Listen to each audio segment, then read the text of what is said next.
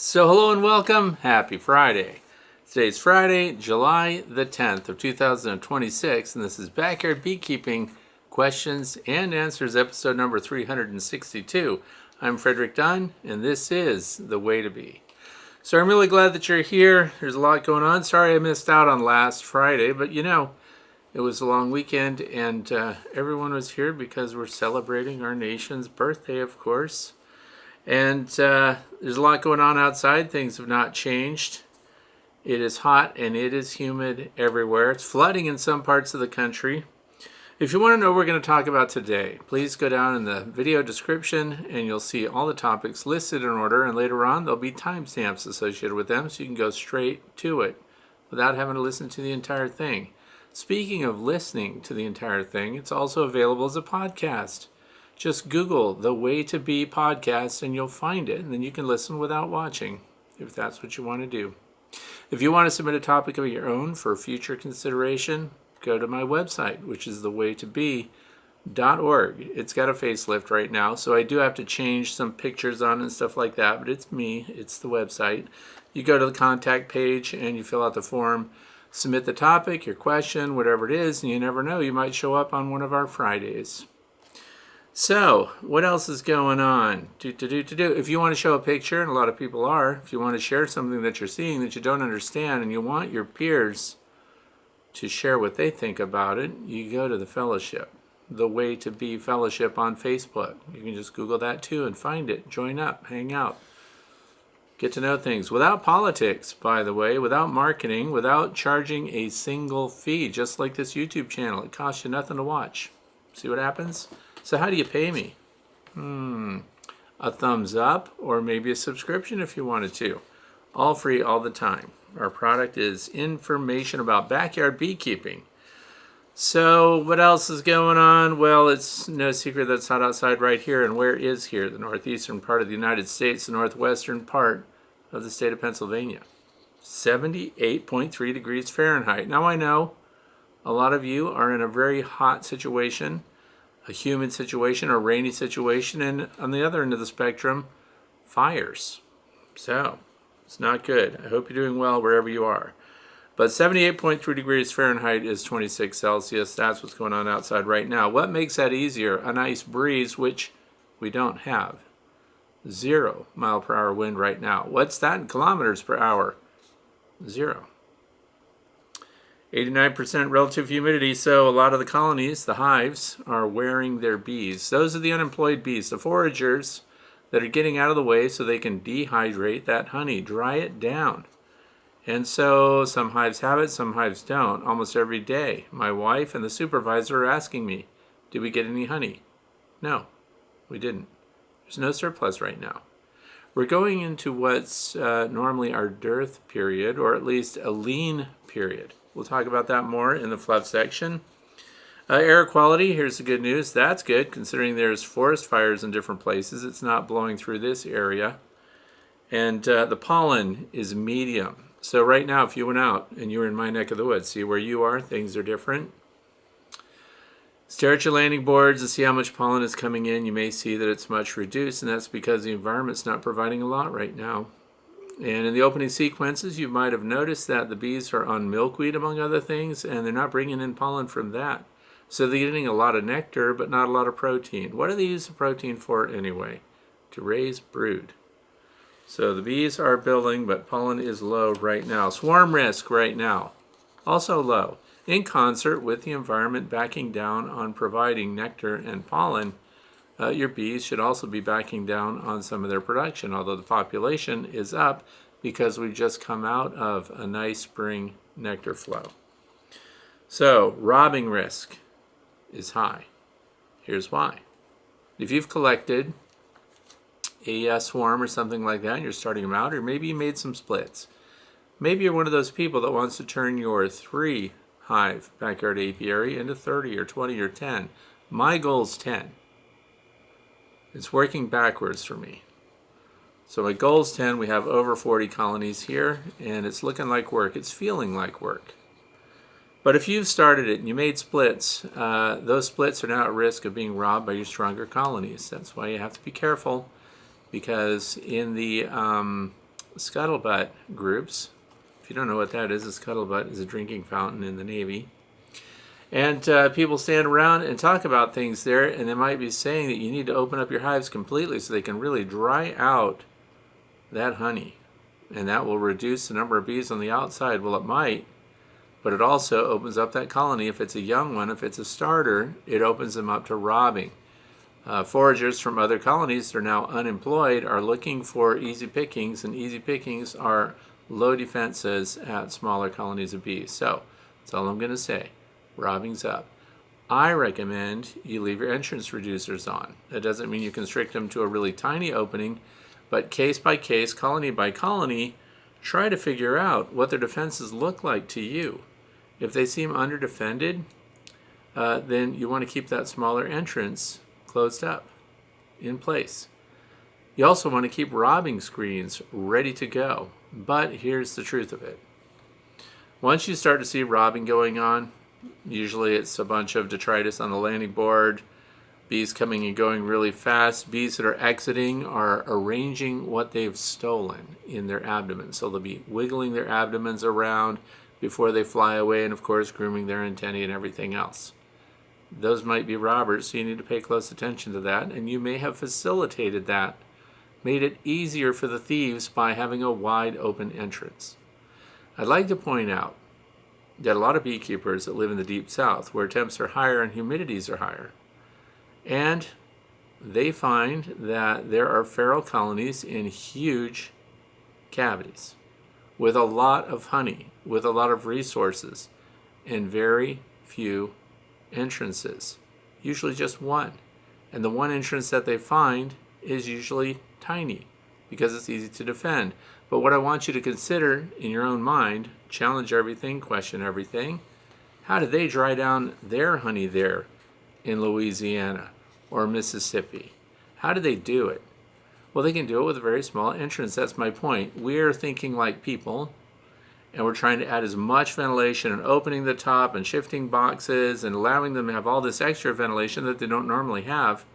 When bees by design understand how to move air through their hive, and every time you offer a new vent, a new opening, a new way for the air to flow, your bees have to adapt to you rather than you allowing the bees to control what they've controlled long before people ever touched a bee. That's all I'm saying. Small entrances doesn't mean no honey. Just go in there. All right. So what else we have? Swarm mist, robbing. Sunday, July the 12th coming up here in the northeastern part of the United States will actually be the best day. So that's 2 days away. 80 degrees Fahrenheit, 54% relative humidity. So that's going to be easier on the bees because now they can dry down the nectar that they've brought in, and they are still bringing it in. I was kind of sad to go around and look at all the milkweed, which is a huge nectar flow right now here. I think we're about 50% through it already. So when the milkweed falls off, and we still have plenty of clover, so Dutch clover is good, Ladino clover is coming in, that's good, very good nectar source. A lot of people I've heard talking about red clover, how great it is for the bees. Well, your bees actually are probably getting pollen for the red clover, but most honeybees, Apis mellifera, don't have tongues long enough to access the nectaries of the red clover. So on its best day, it's going to be reduced nectar. So if somebody's talking about, I'm going to seed a whole bunch of red clover and provide for my honeybees, you are providing for pollinators, and that's good optics. You want to provide for butterflies and other pollinators and native bees and things like that that may have longer tongues than our honeybees do. So when you do that, yes, you're an ambassador to wildlife, but you're not helping your own honeybees. That's why I went with Ladino clover, which is the taller stuff. So those are going to be my border clover. And then, of course, Dutch clover, which you can mow. And you let it grow up until it blossoms, until the bees start to lose interest in it. And then you can mow off the tops. And then they'll produce more flowers, and on you go right through summer. But we need rain, of course, for that to be effective. But there's a lot of stuff going on out there. That's just what I wanted to share with you. So I guess we'll jump right into it with the very first question, which comes from Edward 404. It says, what are the chances that the swarm from your grandson's hive would have gone for the bowler hat on the end of the telescoping pole trick. Okay, so here's the thing. A lot of people have commented on the bowler hats, and by the way, I have black felt woolen bowler hats all over the place right now because they're a lot of fun. They're a curiosity. There's a lot of pushback too because when I first introduced it and hung my bowler hat in the tree, which is at the direction of an elder beekeeper from way back in the day who said it was a surefire way to collect swarms. So, but I did what I do, which is spritzed it also with Swarm Commander. Now I could have said I didn't do anything, and wow, look at the miracle of all the bees suddenly attracted to the bowler by its shape and texture, and just collected onto it magically because it looked right. Could have said that, but it wouldn't have been true, because here's what I encourage you to do. Backyard testing, validation, verification, repeatability when it comes to the things that we do. So that light spritz of Swarm Commander made a big difference. If we just hang the bowler hats out, and we've done several at the same time, and if we spritz one with Swarm Commander and leave one just the way it is, the Swarm Commander definitely works on the bowler hat. The bowler hat by itself, hit and miss, touch and go, maybe 20% of the time a swarm collects on it. So the bowler by itself is not the great magnet that we were hoping that it would be. The bowler, stay with me, with a light spritz of Swarm Commander on it is definitely a magnet. So now we up it to about 50% of the time.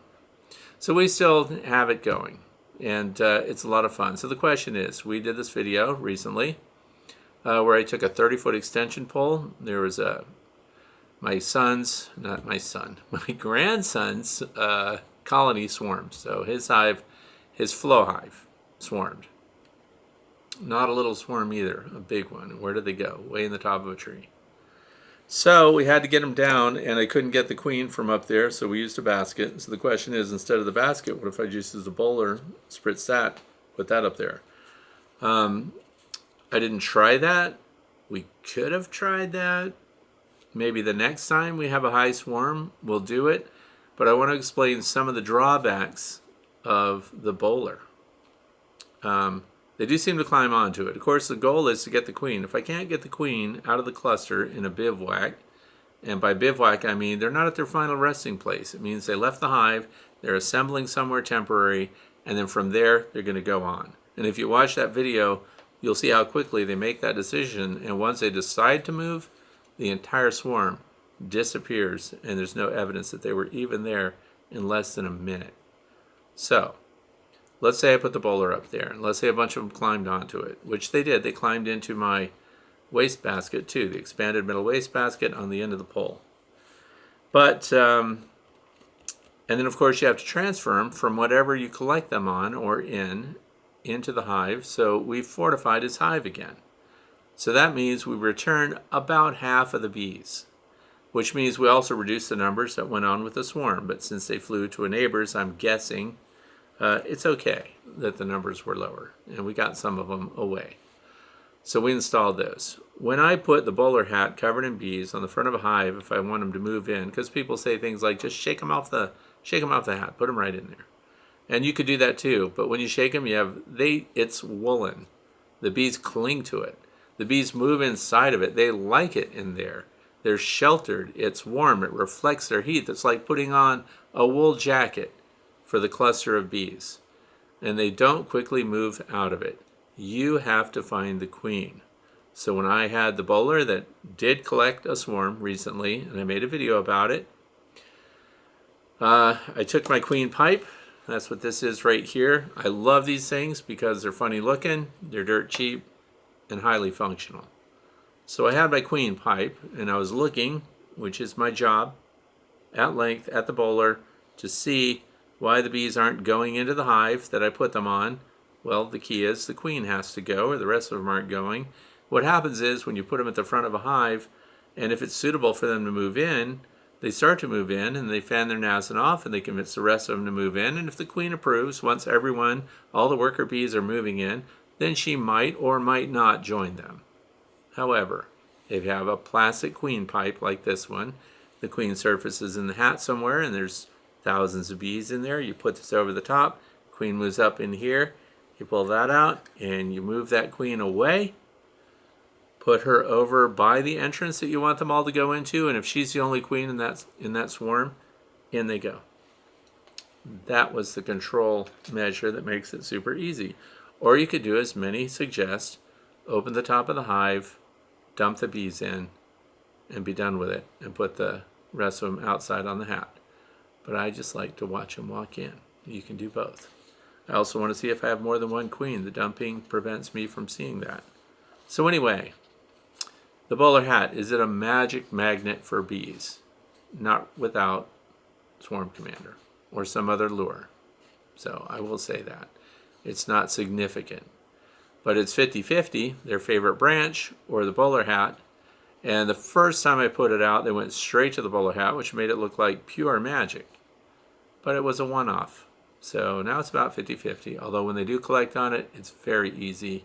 Your bowler is on a string or a clip. You take it off, you put it in a bag, in my case a laundry bag to transport it, or you can put it in a 5-gallon bucket, whatever you want to do. They're a lot of fun, and it's fun to do. It's novel. So, I did not consider putting it all the way up as a way to get the bees and transport them down from a high tree, but the next time, mark my words, I will. I'll do it. Because it's just as much fun to do that as to put a trash basket up there. Question number 2 comes from Jeff from Roanoke, Virginia. Have a question about drawing comb. My first year beekeeper with 3 hives, and my strongest hive is a double deep with lots of bees. I would not recommend a double deep. I would recommend, I'm just going to stop the first part of the question. I would recommend a deep brood box, and then beyond that, mediums.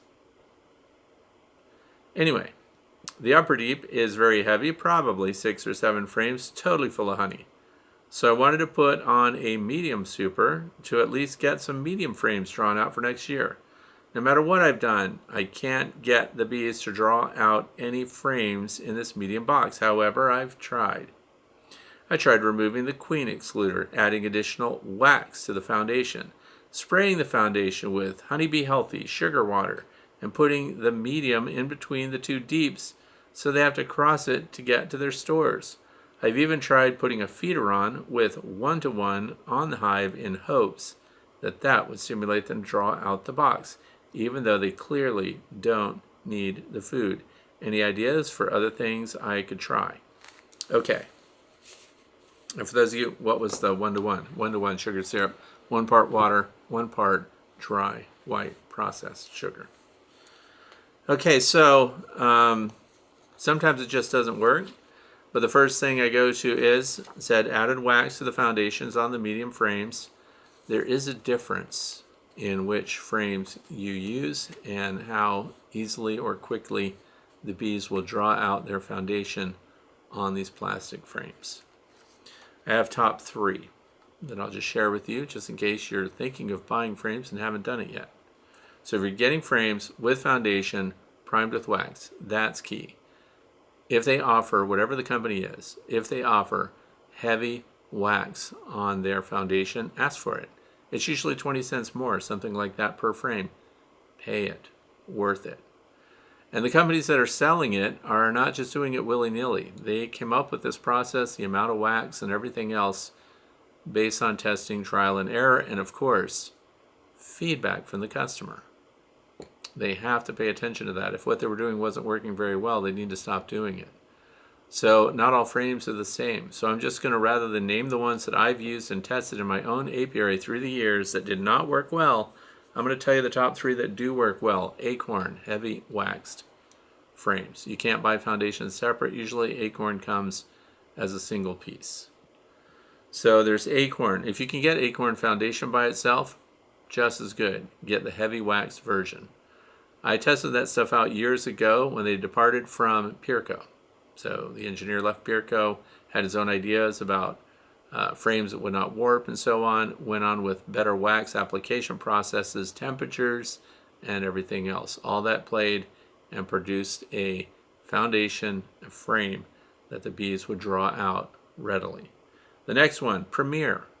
Premier came out with foundation only. They don't offer the one-piece frames. So they can sell a wooden frame with the Premier foundation, get, again, heavy waxed. Those get drawn out really well too. In fact, they were neck and neck with Acorn when I tested both in the same hive, checkerboarding each frame. 21st Bee is the newest one on the scene. Very heavy frames, probably expensive. Very good wax coating that the bees take to right away. I took a Beersville Bees Langstroth hive, the long Langstroth hive. And I started the entire hive with nothing but brand new undrawn frames. So we just inspected it a couple of days ago. The supervisor had a friend out, 11 years old, and we wanted to inspect a beehive. We went into that one, and it was remarkable the progress that they made. So those are my top 3. I don't have any beyond that. So when you're looking at your foundations and when you're adding your own beeswax, make sure the beeswax that you've decided to use has been well rendered, not overheated, and should still smell like beeswax. The more it smells like bees, propolis, and beeswax, the more your bees are going to want to work it. Now, once you've done all of that and followed all of the things that Jeff here suggested or has tried, and if they still don't draw the wax, they just may not be in the wax building mood. What do we need for them to build wax? We need workers that are of the age to build wax, to draw new comb. We need proper temperatures, so it needs to be in the upper 80s inside the hive in the area where they're working the wax. And they need plenty of wax, which, by the way, we've done testing this year, which boosted colonies, so I have to mention it, of course. We ran low temperature rendered beeswax, which means 160 degrees Fahrenheit. I don't know what that is in Celsius right off the top of my head. But we ran it through a cheese grater, different sizes, and put it on the landing board outside the hive to boost wax production. Bees don't like to waste things. Some people just gathered their capping wax from their uncapping tanks and did not see good results. So this is key. Rendering the beeswax from your cap wax, which is really good stuff, and then heat it up to no higher than 160 degrees Fahrenheit. It stays more workable, it smells better, it deforms easier, and runs through the cheese grater and actually looks like cheese. The bees prefer that. If you render at a high temperature to do things fast and run it through a finer filter, things like that, and your beeswax looks really pale, it also can feel a little brittle, it doesn't smell as strong, and if you can imagine, if you can't scratch it easily with your fingernail or push your thumb into it really hard and get a little deformation there, if you can't do that, then it's also hard for your bees to work. Think about it. I used a zester, which is another thing that a lot of people that viewed the video and had suggestions, I got that, got a really top-rated one, and what that produces is almost like beeswax and dust, like it looks like sawdust, but it's beeswax. Put that on the landing board too. So what we do is we let the bees inform us what wax they're going to use. And they actually stayed with the larger cheese grater ribbons. Someone else made a keen observation that she noticed that the bees were going after the segments that were about the length of the bee's body. A full length, so head to tail. And so we tried putting that out there too. Guess what? That was true. They were, before that, dragging in long pieces, working really hard at it, but if we just clip them off as it comes out of the cheese grater, just shaving that off and then having little segments that are about a ½ inch long and put those on the landing board, the bees are taking them. So I really appreciate, by the way, the feedback from all the people that have tried providing beeswax back to their bees outside the hive on the landing board, so it would demonstrate that they're bringing it in and utilizing it rather than just trying to clear it out, where if you put it inside the hive and it just started disappearing, you could tell yourself, wow, they must really be using it. But if you're not watching that colony all the time, because remember, they work day and night, they could be tossing it right out the front. And then you might say, but I didn't see a bunch in the grass in front of the hive. But watch your not the undertakers, but your cleaning bees.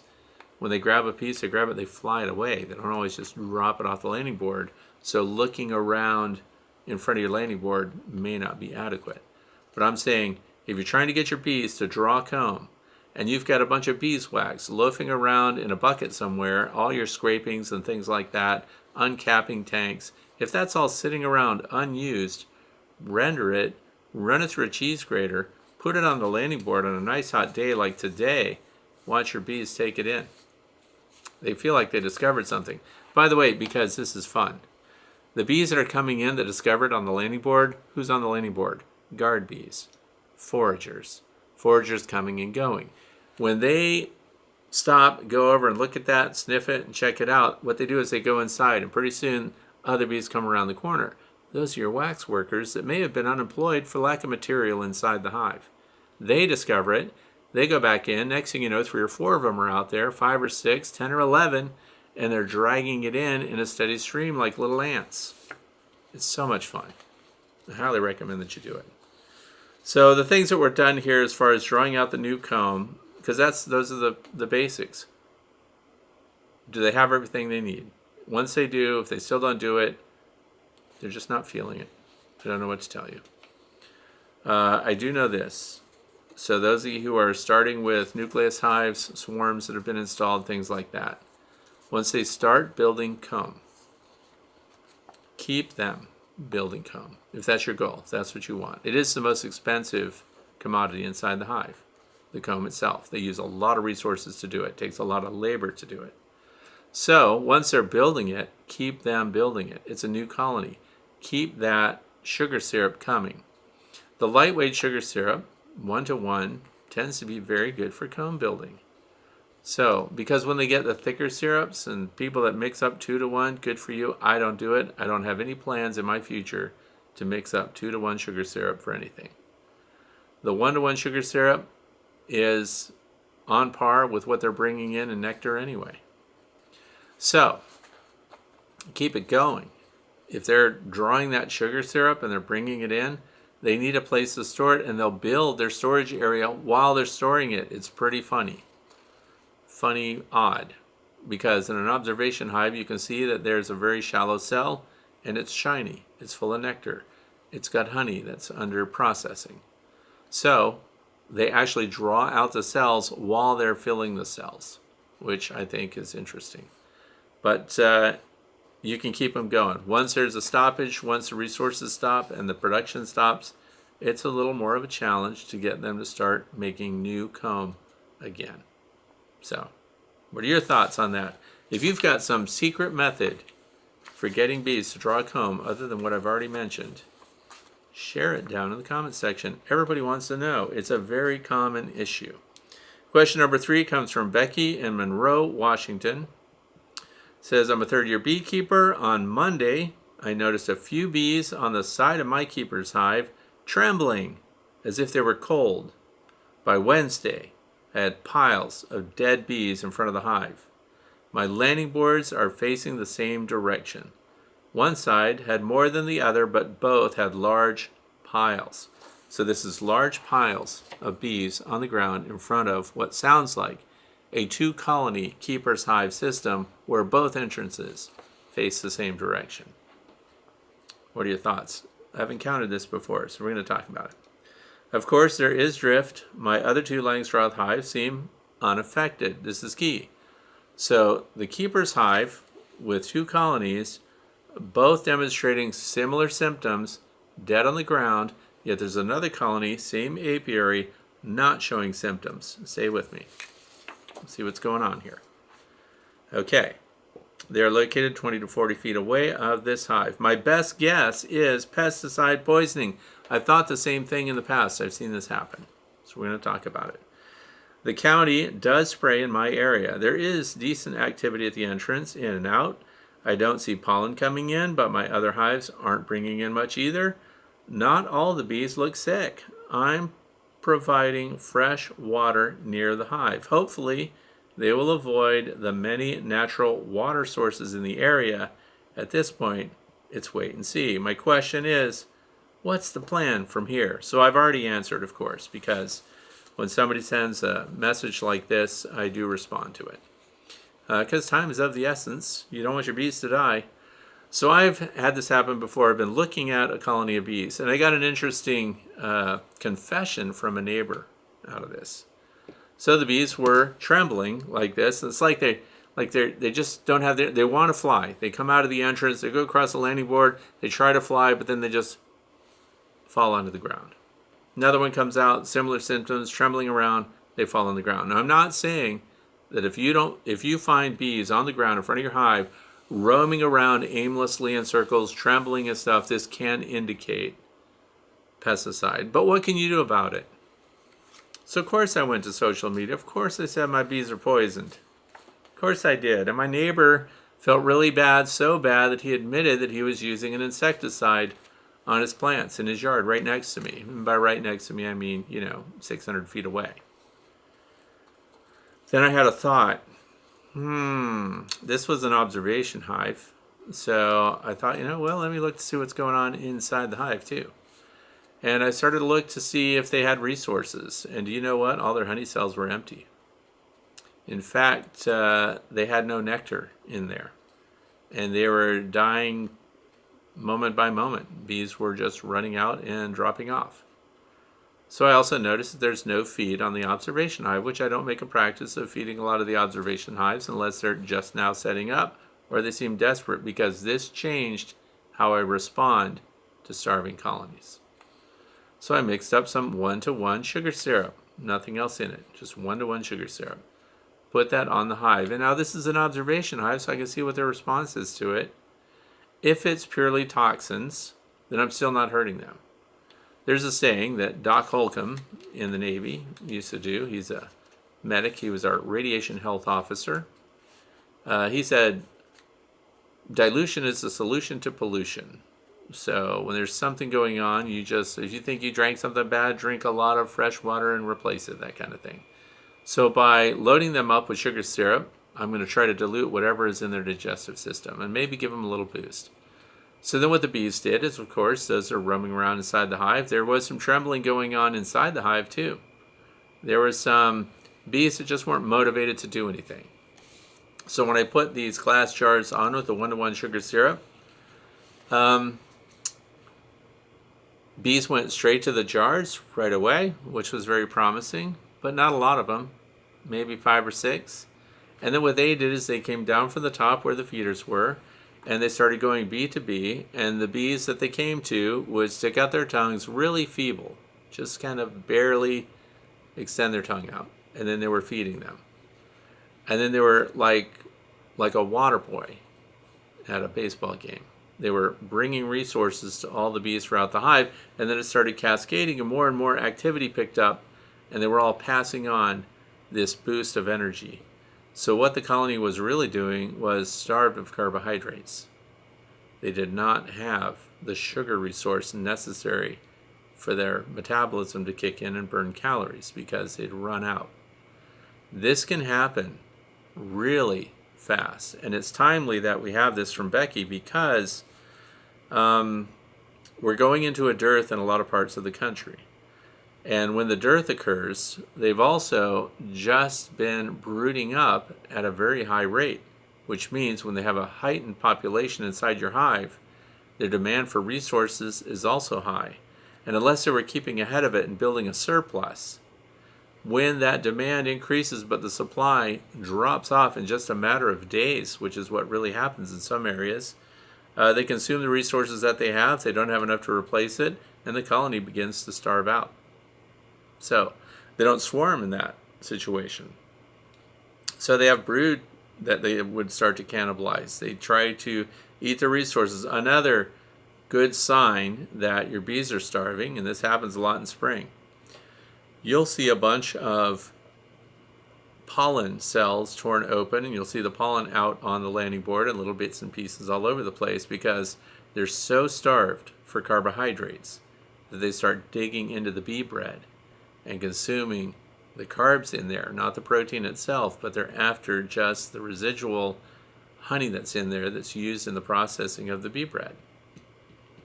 So when you put that on, and I really hope Becky sees this or can report back and maybe make a comment for everyone to see about how it went, what they discovered, because what do you have under your control? the pesticide is over with. So if they've been hit by something, but it's key that it was only happening because the 2-colony system, keeper's hive, their resources are shared. So if they've run out of resources, both sides would have that problem. Because colonies, even that are right next to each other, may be foraging in completely different areas. Your bees can be foraging all over the place, and this is why if one gets into a pesticide and brings it back, you can have a colony in your apiary that has been affected by a pesticide while the rest of your colonies are not symptomatic. So, good to know what's under your control, 1-to-1 sugar syrup. Me personally, I would also add Hive Alive syrup to that sugar syrup if honey supers are not on. So if you have honey supers on, which it doesn't sound like there would be because they would have exhausted it, if my hunch is correct, and I'm pretty confident that this is what was going on, I think they were starving. What do you think? So I hope it worked. That's what you can do. So now here's the thing. Let's say it is toxic. What can you do about it? You can register. A lot of backyard beekeepers don't like to register with anyone for any reason. They don't want the man in their business. So they don't even register their apiary with the Department of Agriculture, which, by the way, in the state of Pennsylvania is a requirement. I have to say that. But you want to get on a list. You want to know, are they going to spray in my area? Because if they are, you can put your screens on the fronts of your hives and just keep your bees from foraging that day. Where would you go? There's a website called Field Watch. It's a nonprofit. That's my shout out for today. Google it. Field Watch for beekeepers. And what happens is you can register with them, and the Department of Agriculture releases its information to them, and they know when farmers are going to be spraying, or when there's even weed control done by the Highway Department, things like that. So once you register there, you can also, because Becky's in the state of Washington, Washington State Department of Agriculture Pesticide Compliance Program. That is a place, a government-run entity that you can reach out to if you've got a bunch of dead bees and you're darn sure that they have been hit with a pesticide. If the damage is extensive, then they will inspect and find out if there was illegal use of a pesticide. So there's a lot of cutbacks. The Beltsville lab, for example, you used to be able to collect 100 bees. You used to be able, that was your minimum sample size. And then you would ship them off to the Beltsville lab and you would get testing to see if they had been affected by pesticide. But here's the thing.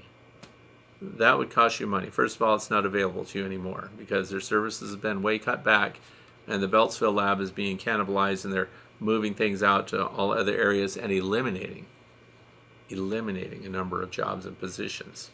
But a lot of the scientists that located in Maryland there don't want to move because once they're shutting down the services and those jobs are going away, they're not willing to move with a job to some new satellite location where those services are supposed to pick up again.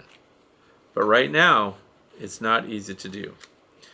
So let's say you did. You packaged them up. You just got to know. You send it out. There's nobody for you to go after. Because when they identify, if they do, that your bees were exposed to a pesticide, an acute dose that killed them off in the space of 24 hours, you have to prove sole source exposure. And then what are you doing? Are you seeking damages for a colony of bees or 2 colonies of bees? I understand. Wipe out an entire apiary and it's your business? Absolutely. You have to do something. But if it's just a backyard person, you are the mouse that roared. You're really not going to get anything going there. So do what you can do, which is provide the best nutrition that you can. Fresh water everywhere, of course, outside, which Becky's already doing. And the sugar syrup, a really good resource. And it can be boosted. Honeybee Healthy, I don't know that it really boosts them that much. Hive Alive definitely provides a boost. If you're also trying to recover the brood, if the colony's compromised and their numbers are down, you could also put in, it's expensive though, but let's say you're one of these people that just wants to do everything you possibly can, then you would also provide pollen patties, something like that, made with real pollen, not substitute, because you're trying to resuscitate a colony that's been impacted by something. But the easiest route, the path of least resistance, is to provide sugar syrup for them and see where they go from there. Because when I did that for that one colony, which changed the way I was looking at it, and I let my neighbor go ahead and feel bad about himself, because after all, he was killing things with pesticide. When I saw how quickly they recovered, I decided that anytime I see a colony that's got low energy like that, I just go ahead and give them sugar syrup, particularly because it's always going to be a small colony, a colony low on resources. So there you go. Question number 4 comes from Being Natural. Now that's interesting. What would you do if you didn't want to expand the apiary and didn't have a need for a queen for your queenless hive? So you don't want to expand your apiary. This comes up so often. It's right up there with how do we keep them from swarming? I don't want my bees to swarm. They should never swarm. Here's how to stop it. You're stopping your fighting biology. Expansion that the bees do on the colony level. Colony level reproduction of a superorganism is generating more swarms. This is why the bees are still around in spite of our management, by the way. They produce far more colonies of bees, and then the residue is what we end up working with. But so many people do not want them to expand. So this was part of what I did. Is I collected a swarm of bees. I didn't want to set up another colony. I removed the queen. I sequestered the bees that swarmed until they were profoundly queenless, of course. They gave up hope. And then I put them in front of the colony that I wanted to fortify. And as soon as they smell the pheromone of a queen in the absence of a queen that was with them when they swarmed, then they will go with the next available queen mandibular pheromone that they sense, and they just pile into the hive. So the video says no queen, no problem. So what I did is I found a queenless colony, and I kept the queen in the swarm and used them to move in and take over a queenless colony. But if the resident colony had a queen and their numbers are low and all you want to do is boost it, and you found a swarm but you don't want to expand your apiary, find the queen, remove the queen, let them be queenless, and then we'll follow the pheromone of the queen of the colony that you put them in direct contact with. Works like a charm. I can say that that is a very successful thing to do. So that keeps it at whatever you want. Now let's say you fail at that. Let's say you can't keep your numbers down. Let's say your bees are too good at reproduction and you don't want to expand your apiary. Well, that's where you find a mentee. That's where you contact the bee club. There's always someone that needs a colony of bees and will come and collect them. So if you could hive them up for somebody, I'm stuck with bees in nukes right now that I didn't want because we did experiments with them. My grandson was here. There were bees on the ground. We said, well, we'll take these pro nukes that are inexpensive. They're plastic. We'll put 5 frames. Talk about your undrawn comb. We had 5 frames. They're wooden frames with plastic, heavy waxed foundation, and that was it. There's nothing else in there. And then you can put that in front of a swarm of bees, and they moved in and occupied the space. Now, I thought they would abscond after that, but they're not. They're still in it, which now ends up being handy for me because I've just set up a new observation hive, the largest observation hive I've ever had. And a shout out to Ricky Rourke and Ruth who built that for me. So I spec'd it out, they built it, it's installed, it's got its entrance, it's ready for bees. And so I'm going to take that nucleus hive that they moved into from the ground. It was a swarm on the ground during a cold night with rain and everything else. They were absolutely doomed and exposed, and we just let them go into a pro nuke, and now they're going to be part of my best observation hive ever made. And yes, there's going to be a video about it. You're going to see it. I'm not going to leave you out. You're going to see what goes on. So combine your swarms, remove the queen, the swarm goes back to the original colony, supply your mentee, and you're really just fighting biology. So if you don't want them to expand, you can combine colonies. That ends up being kind of a mess because if they're established colonies, then now you're also combining resources. It's like combining households. You have all this furniture from multiple households, and now it's all going to jam into one. So you can end up with a giant colony. And so, but combining colonies is, of course, an option. Making one queenless. Whichever one is the lowest performing colony, remove the queen, and then combine the rest after they've all emerged from their cells and let them join up with another colony. So that's it. A lot of people have methods, means, and ways.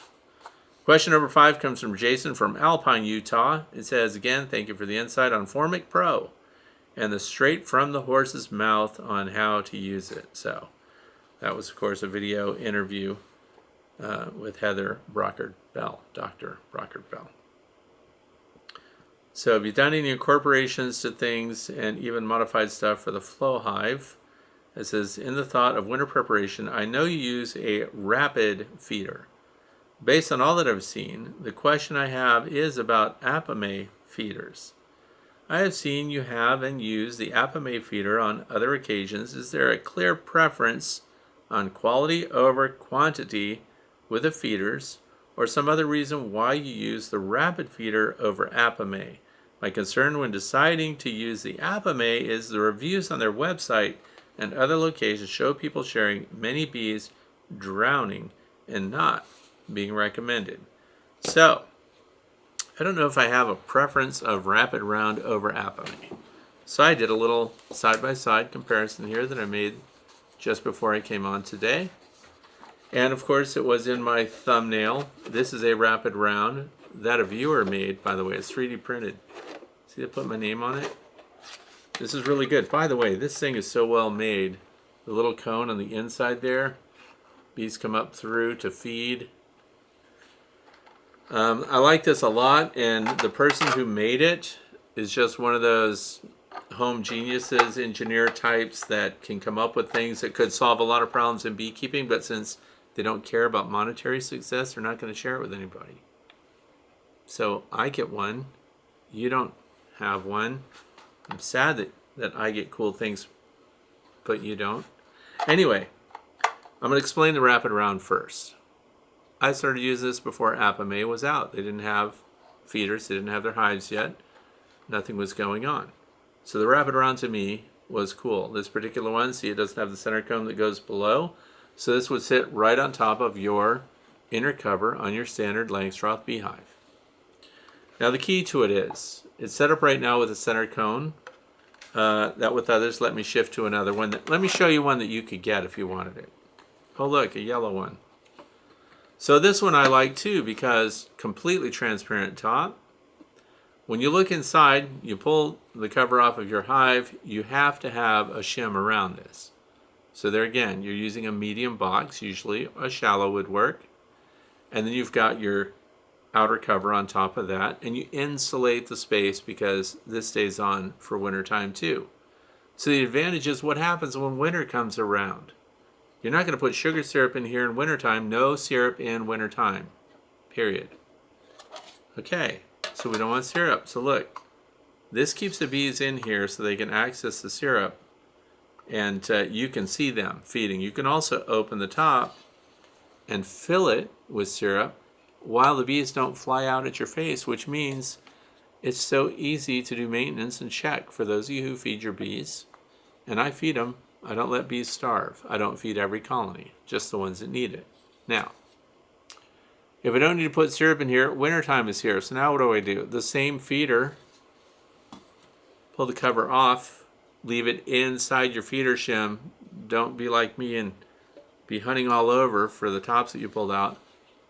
And now you put dry feed in here. Now I used to just pour dry sugar in there and let the condensation rise through that center hole. And then let it drip down from this cover. And then the bees would come up and they could access the dry sugar and it becomes a candy board of sorts. So for years I did that. Pretty darn cool. It worked. Spring comes along, leftover sugar, add water to it, mix it up, turn it into a syrup, go back to syrup feeding. And there you have it, all in one feeder. Now, is there any advantage? First of all, these are very inexpensive. It's called the Rapid Round. If you do research on the Rapid Round, here's a normal one, just happen to have it handy. If you do research on the Rapid Round, I don't know who came up with it. I don't know who invented it.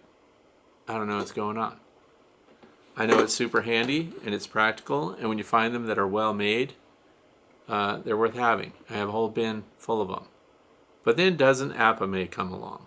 So remember, inexpensive, functional, liquid, or solid. Now we'll move on to the Apimaye. The reason I like the Apimaye, first of all, they came out with their little thin ones. So when the first Apimaye came out, you had 2 feeders on top, side by side, and there were 4, again, liquid or solid. Now here's the advantage. Remember, with the Rapid Round, you're either feeding a solid or you're feeding a liquid. You know what I'm about to say? So we have 2 feeders now. They're the long, skinny ones. They're separated. This one over here has a candy setting, so the bees can go up and get solids. Meanwhile, during transitional times of the year, I can also feed sugar syrup on the other side at the same time. Pretty handy. Now, could you do that with a Rapid Round? Yes, you could, but you need 2 of them. So you would take 2 of these, the smaller one, not the big one. See the size difference? You need 2 small ones. You put those on your inner cover. Now you have a hole in the back and a hole in the front, and they sit side by side. One could have solids in it, the other could have liquid. So now you need 2 feeders, but you're still at a price point lower than the Apimaye. Okay, so let's say you wanted to do that. The thing about the Apimaye is, though, it takes the place of your inner cover, so you no longer need an inner cover. The Apimaye feeder becomes the inner cover. Then you put a single layer of Reflectex over the top of that for those who are in northern climates, but I highly recommend it also for those who are in hot climates. Why? Because insulation protects from heat just as well as it protects your bees from the outside cold. So it's a win-win in both ways. So we put the Apimaye feeder on. They had the dual system, remember, 2 feeders, but they replaced that. Now there's a 10-frame single feeder that has a fondant or a pollen pack feeding area dead center. Meanwhile, they've split up the 2 syrup sides. So now we can feed syrup or solid as well as syrup and solid at the same time. So case in point, the colony that looked like they were affected by toxins, if it was a dietary issue and you wanted to boost them back to health and you wanted to give them pollen patties or something else like that along with sugar syrup, there you go. It's all set in the Apimaye system. But that's expensive because I looked it up just before I came on. Now this is from the Apimaye website, which, by the way, you should ask for a Fred Dunn discount because they actually have one. So it's called Fred 15 or something, and I think it's $15.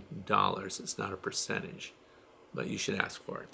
Anyway, the feeder by itself is $40. That's pretty steep. $55 for the cover. You can buy a combo with the feeders and the cover from Apimaye for $90. So that's the top and the feeder. Their tops are insulated. They're very rugged. They strap down well. I think they're going to last pretty much the rest of my beekeeping existence. So anyway, but could you get a couple of Rapid Rounds for the same money and cut holes in your inner cover and put a feeder shimmer around and match that price point and insulate all of that? You can. But the Apimaye is ready to go out of the box. Now you can also, let's say you have wooden hive equipment. This is just hitting me while I'm talking to you right now. Well, we're just visiting here on YouTube. Nature's Image Farm. So Nature's Image Farm has a setup where you go there and you can get the bottom board, the feeder, and the outer cover. It's a kit that goes for wooden gear. So for those of you who don't like the look of an Apimaye plastic hive, you don't want your bee yard to look like a play school yard, right? So if you don't want that or you don't want to spend the money for that, get an Endura hive system. That's wooden hive system, which also has the propolis interior surface for propolis. And ask them for the Fred Dunn discount where none exists, and you'll pay the same as everybody else, but I want them to know that you went there because of me. So anyway, you can do that too. So it works on woodenware if you have existing hive equipment. You don't want to go Apimaye all the way, but you want to take advantage of that feeder, and you want that insulated outer cover, and you want the utility that's offered, and the fact that you no longer need, you don't need a feeder shim, you don't need an inner cover. You can just get that unit. How's that sound? So those are my opinions. I also like, for example, if I'm only going to feed sugar syrup, and I've already got the rapid round set up, but I want a whole gallon of it, and I want to slow feed it, I'm going to use the Be Smart feeder. Oh look, I just happen to have a bowler hat over here. Don't know why. All right, so then there's also this. So if you already have your inner cover, you already have the hole in the middle, and you already have a shim, and you have an outer feeder. Look, an outer cover that's insulated. The Be Smart feeder trickle feeds them. So this is something, no drowning bees at all, none, zero. And by the way, one of the arguments here is that they don't want to see dead bees, they don't want them to drown. If you're not using a heavy sugar syrup, your bees have a much better chance of recovering if they find themselves shoved into the syrup by a bunch of other hungry honeybees. Because when they haven't been fed and they're starving, you know what they do? They rush it. And they push each other into the syrup. And if the syrup is a 2-to-1 heavy syrup, they can't get out of it. They get bogged down and they die in it. And then the other bees, because they care so much about each other, they just start feeding off of the bodies of the dead bees that are in the feeder. None of that with this, because of the way it trickle feeds into your bees. I also recommend that, remember when we talked about putting multiple feeders on, having it one in the back, one in the front kind of thing? That's better than having it dead center. Why is dead center not good for an inverted feeder? Because if it does, let's say we get a really cold night, a really warm day, and this is half full, and the air expands and it starts pushing the syrup out of it. It's going to go straight down on your brood, right down the center. Where if you set this to the back, in a corner, or even near the front, the back is preferred over the front. Why do you think I would say that? Because if it's near the front and it expresses syrup out, where's it going? Near the entrance, because you've probably tilted your hive slightly toward the entrance, and that means what? The potential for robbing. Or if it's in the back, it has to make it all the way down to the bottom without getting eaten by any of the other bees, and all the way out to the front without being eaten by any other bees, and then cause a robbing frenzy. So this is a good tank for that. Set and forget kind of thing. No drowning bees at all, period. Okay, so I think I covered the ground on question number 5. Question number 6 is, what's up 7342? That's the YouTube channel name. How much syrup should you feed in a dearth? I have double deeps with frames and they have not been built out. So the quantity, totally up in the air. How much should you feed in a dearth? If you know a dearth is coming and you know a colony is not stored well, in other words, they haven't provisioned themselves in preparation for a dearth and the population is up high, I don't like to wait. Let's talk about this since we can do some prior planning. I don't like to wait till the end of the year to discover that a light colony that I've known has been struggling all year long suddenly needs a lot, and then we put heavy 2-to-1 sugar syrup on so they can store it and prepare for winter last minute. I don't want to do that. If I have a colony that's struggling at all, that's behind at all, they haven't got a super yet to begin with, we'll put the light sugar syrup on. First of all, it's a lower investment for you too, and I put it on to keep them functioning. And then if we start seeing that they are filling their cells, they're starting to backfill things, no more feeding. So the question about how much is really not a quantity. It's how long do you continue to feed until they're demonstrating that they're recovering, that they're building a surplus on their own. Once they start doing that, time to stop feeding. Does that make sense? And the other thing is, we just mentioned Rapid Rounds, Apimaye, the Be Smart feeder. You can leave those things in place. You should not be scurrying around, going into your bee shed looking for gear. There's nothing wrong with leaving it out in the apiary on your inner cover with a feeder shim on, even if you're not feeding, so that when the time comes when you observe something in your hive that requires your attention and some kind of food resource, it's already there. All you have to do is bring the resource with you. The feeder is in place. Some of these Rapid Rounds, for example, not this one in particular, but the bees will build honeycomb up through the center of this. And I probably should pull one and just have it for training. But because they'll run the honeycomb right up through the top here, and the bees use that as a lattice work that they climb up and down, And there's nothing wrong with leaving that in place. And that's what happens when you leave a feeder like this on your hive. You definitely want to put that cover on there because they can even, in some cases, attach the cover with some brace comb in there. And if they do that, that's not the end of the world. What if you needed to clean it? If you needed to clean it, then you would use bleach water. You'd remove it, bleach water, immerse the whole thing, flood the whole thing, get a really good dwell time, and then rinse it completely with fresh water after that and restore it to duty. Because all you'd be doing is getting any mold out of it. Or if you're using a supplement, like Honeybee Healthy, Beekeeper's Choice, Pro Health, Hive Alive, all of that will deter black mold from starting. So how much should you feed is just to keep your bees at the level that you want them to be at. You don't want them to starve and get desperate, and we don't want to do a knee-jerk response at the end of the year, so we want to trickle feed and supplement them going forward. The other thing is, if all your other colonies are doing well and you've just got one that just struggles and doesn't do well, maybe time to combine colonies and remove a queen. That's all I'm saying. And if you want to know what the resources should be where you live, there's a website for that. What do you think it is? It's called beescape.psu.edu. And that will help you prepare. If you've got an area that doesn't see a heavy dearth, like we really don't, we have an area where the resources are not as heavy as they are at other times of the year, but we don't have a complete dearth. There are a lot of beekeepers that have trucks with huge totes that hold 1,000 pounds of sugar syrup, and they go hive to hive and they feed and fill every single hive. That's commercial. I don't do that. Don't have to. We're backyard beekeepers. So what I like my bees to do, I don't want to have to work with them. I mean, it's not because I don't like them. Let's be honest. It's because if they naturally reduce their brood, population of the hive, in response to resources out in the environment, that's what bees are supposed to do.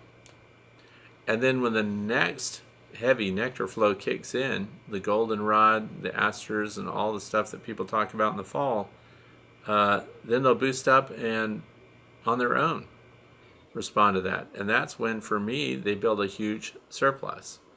So I actually hate to say it, but I like it when things lean out a little bit and the populations drop down a little bit in my colonies, because it's a backyard operation. I don't have any commitment to make grade and bring my bees to pollination services and things like that. So I want to see which bees are naturally responding to the seasons in my area. And every year it feels like this year is so much hotter, this year is so much worse, the dearth is so much longer, it's so severe. I don't know that it is. You need to keep records for as long as you're going to keep bees. Have records to look back on and see, how did they do last year? What time of year did they do specific things or require help, if at all? In a perfect world, they never need help. So, colonies are very adaptable. So it's completely up to you.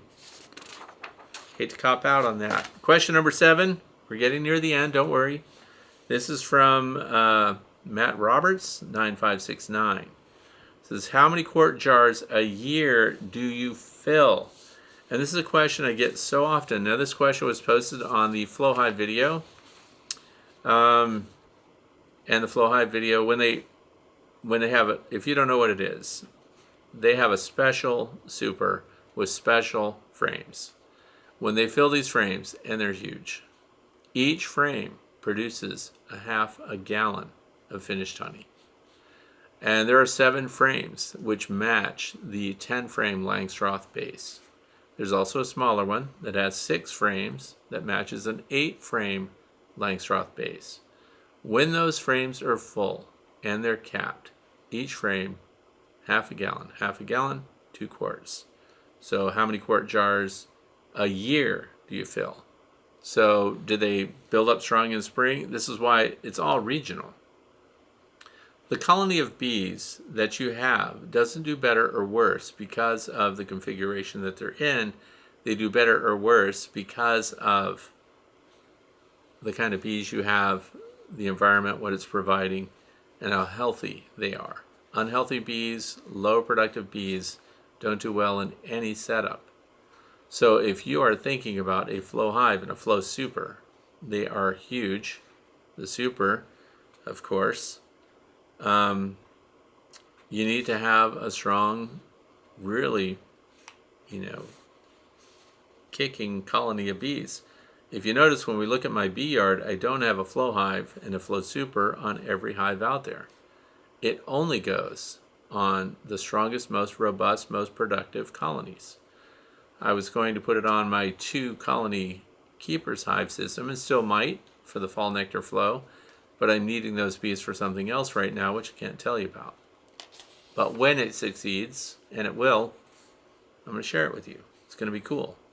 But anyway, that's impossible to predict, and it's something that when you go out somewhere, you go to a nature center, an environmental center, which I will be going to also this year, the Tom Ridge Environmental Center.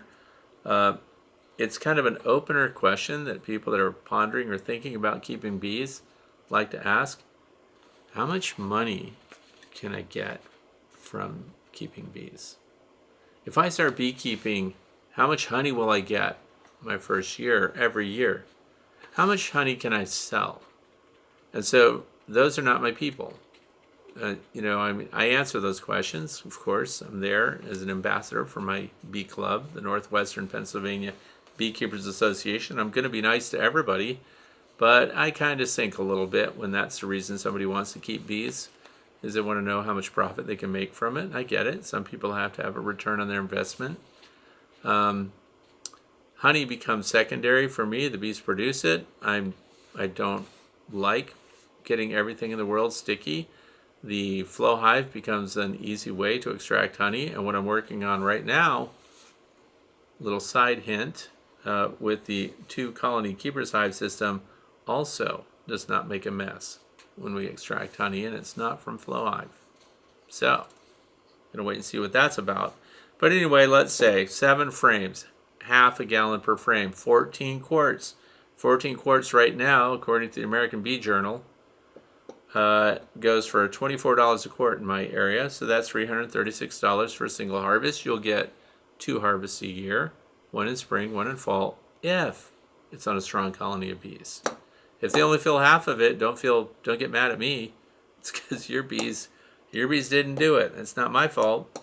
So yeah, you end up, and if you consider the cost of the hive and the equipment, if you had 2 harvests out of a flow super in 1 year, you would pay for the flow super.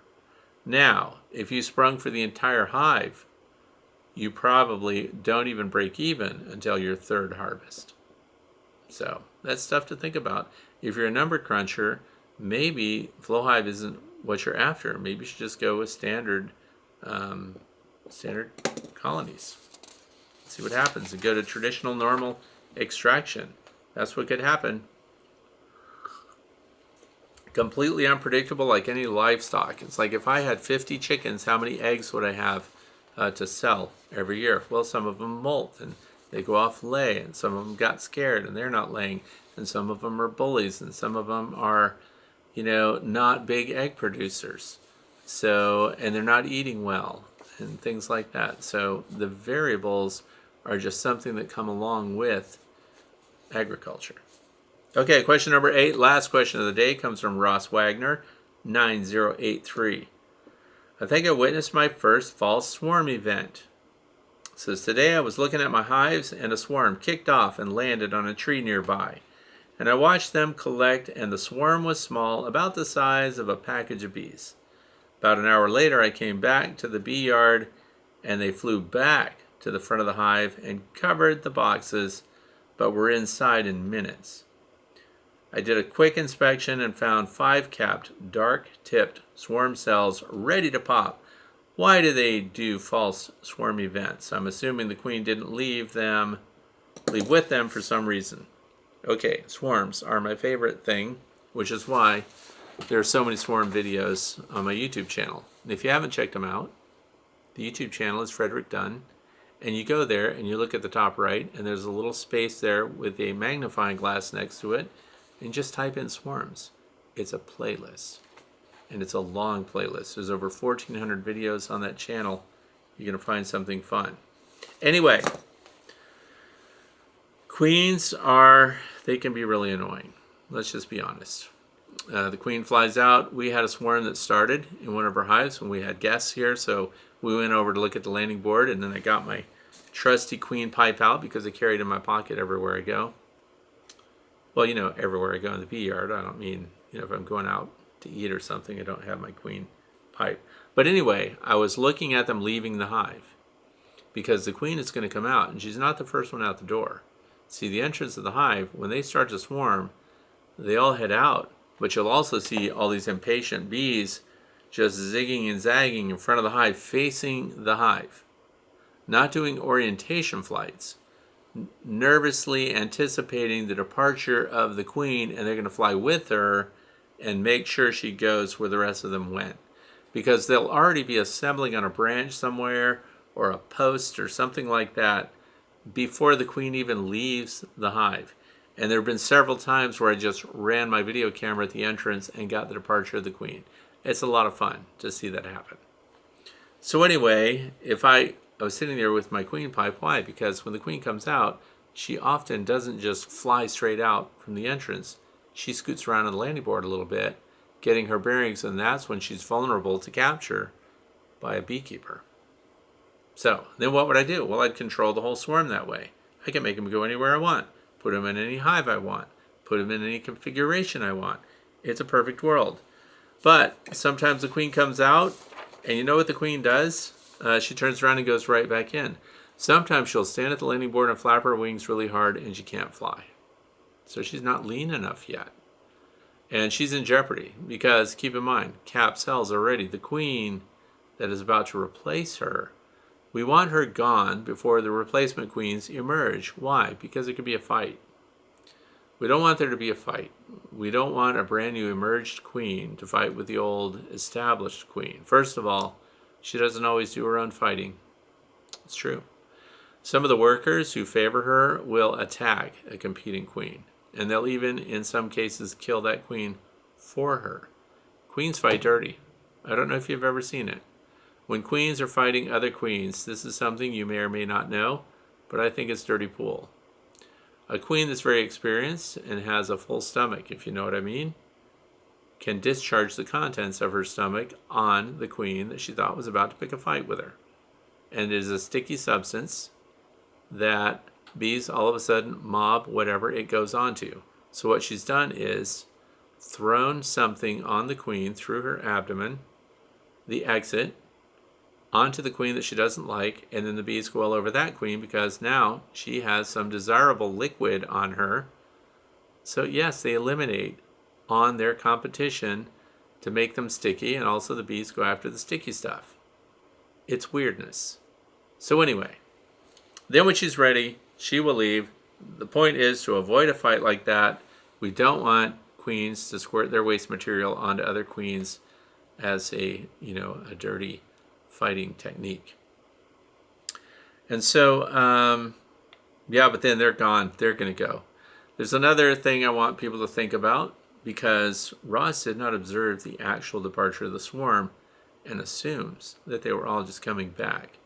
Because what swarms do, when they take off, you'll also notice once the swarm has departed with their resident queen, that a bunch of bees line up on the landing board and start fanning their Nasonov glands right away, and they appear to be recalling or helping the other bees orient back to the hive. So what you could have is part of a swarm that actually took off successfully, and then the rest of them are just returning. There's a percentage that splits. And so we did a video that showed an observation hive. From the inside, so you could see that the entire population of the hive is just going everywhere. None of them were sitting around like nothing was happening. So they all appeared to be leaving. It looked really bad if you had that bee's eye view inside the hive. So, but they didn't all leave. They acted like they were, and then half of them returned. So, worst case scenario, 70% of the population departs.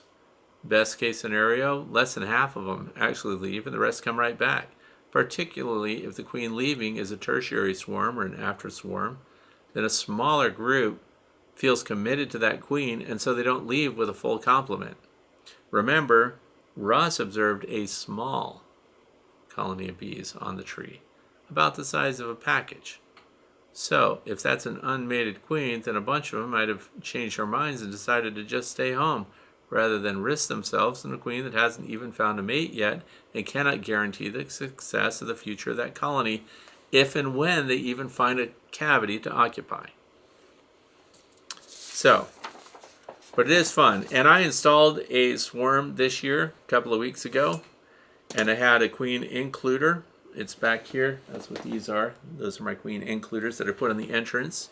Once I've installed the queen, I see her go in, and I want to keep her there, and I don't want an abscond. And then while I was sitting there watching the following day, do you know a queen showed up, landed on that landing board, and tried to get in through the entrance? So then I got my queen pipe out, and I was going to catch her off the front of that because she was blocked and couldn't go in. And guess what happened? She squeezed through. She got right through the queen includer, and she included herself in that colony. So that was a virgin queen, likely, and she was really squirrely, and she went in there. So I don't know what happened. The colony didn't seem upset or anything else. I didn't find her dead the following day. Did I just pick up a 2-queen system, sister queens? I don't know what's going on, but queens are remarkably agile when they're out flying around on their own, particularly these virgin queens. They're lightweight, they can fly fast. So that's it for today. That was the last question of the day. So, the fluff section, don't forget, robbing risk is on the rise. We're hitting into a dearth, or at least a low resource time for your bees, which means strong colonies rob weak colonies, just what they do. You're going to have to be vigilant. Very difficult to stop once it starts. It's time to treat. For those of you who are doing Varroa destructor mite counts, this is the time to do it.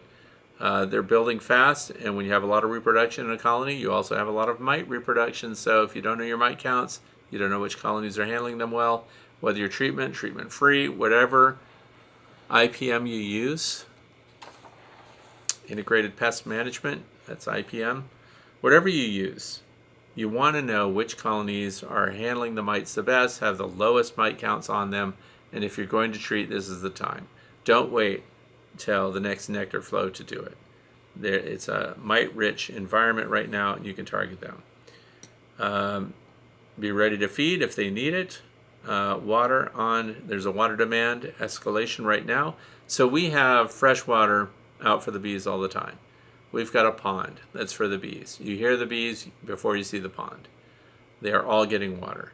Now we also have little satellite feeders out, and we put salt water in those. Now this is very key. What percentage of salt should you have in the water?